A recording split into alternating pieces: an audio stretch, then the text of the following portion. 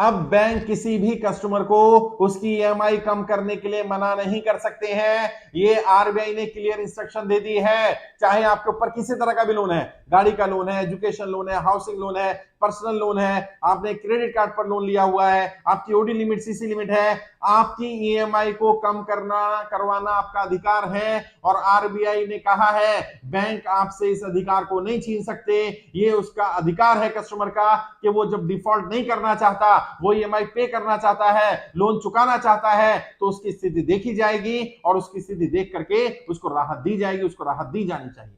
तो अगर आपका लोन चल रहा है और आप लोन नहीं चुका पा रहे हैं, बिल्कुल नहीं घबराना। बैंक में जाइए, लेटर लेकर के जाइए, रिटर्न में लिखिए मैं अपनी ईएमआई को कम कराना चाहता हूं, और कितनी कम कराना चाहते हैं उतना बताइए, और साथ में एक लाइन लिख दीजिए जैसा कि आरबीआई की गाइडलाइंस है। आरबीआई कहता है हर कस्टमर अपना 2 बार लोन रीस्ट्रक्चर करा सकता है। मैंने एक बार भी रीस्ट्रक्चर की फैसिलिटी नहीं ली है, तो कम से कम मेरा एक बार लोन को रीस्ट्रक्चर कर दिया जाए, मेरी ईएमआई को कम कर दिया जाए। मैं डिफॉल्ट नहीं करना चाहता, मैं पैसा भरना चाहता हूं, मैं नहीं चाहता मेरी ईएमआई बाउंस हो। आप मुझे सलाह दीजिए, सहयोग करिए, सपोर्ट करिए। और भी कोई मदद अगर बैंक कर सकता है तो बैंक मुझे बताए इस केस में मेरी क्या मदद कर सकता है।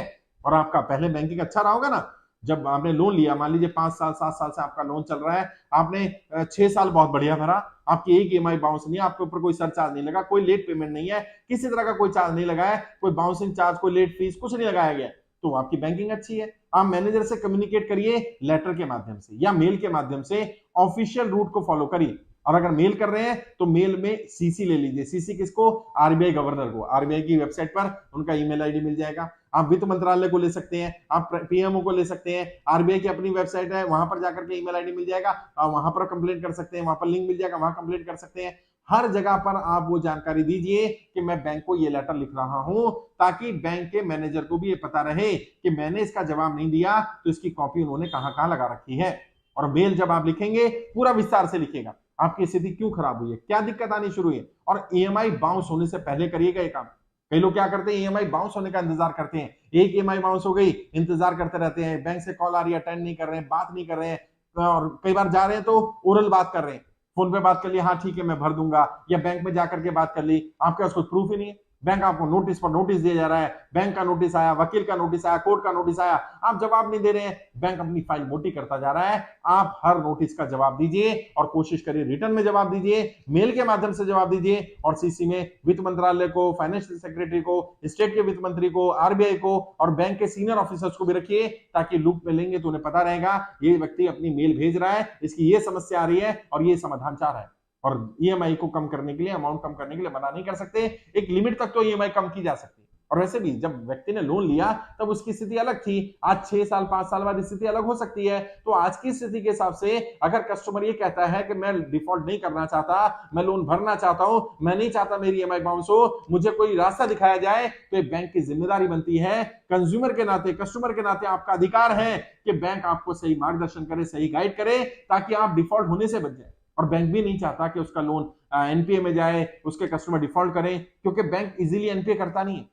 और मैंने बार बार कहा क्यों नहीं करता बैंक एनपीए, क्योंकि बैंक का शेयर का मार्केट में जो प्राइस है, वो शेयर मार्केट का प्राइस गिर जाएगा, बैंक की जो वैल्यू है वो कम हो जाएगी, और ऐसे बैंक जिनका एनपीए ज्यादा होता है उन्हें अच्छा बैंक नहीं माना जाता, उनके शेयर पर लोग ज्यादा दाव नहीं खेलते। तो बैंक जल्दी से किसी का अकाउंट एनपीए नहीं करना चाहता। लेकिन जब आप बैंक से कम्युनिकेट ही नहीं कर रहे, बात ही नहीं कर रहे, बैंक को लेटर नहीं दे रहे, बैंक के लेटर के जवाब नहीं दे रहे, बैंक को सपना नहीं आएगा साहब कि बैंक को आपकी मदद करनी है, आपकी स्थिति खराब हो गई है, बैंक को आपको राहत देनी है। आप जाइए, बात करिए और आरबीआई का हवाला दीजिए कि आरबीआई की गाइडलाइंस के हिसाब से कम 2 बार लोन रीस्ट्रक्चर हो सकता है पूरे टेन्योर में। मैंने एक बार भी रीस्ट्रक्चर नहीं कराया, मैं अपनी ईएमआई को कम कराना चाहता हूं। बैंक आपको बोल सकता है कि आपका टेन्योर बढ़ जाएगा।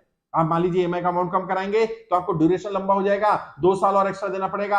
आप बोलिए 2 साल की बजाय मैं 3 साल दे दूंगा, मेरी ईएमआई मिनिमम कर दीजिए जितना मैं दे सकता हूं।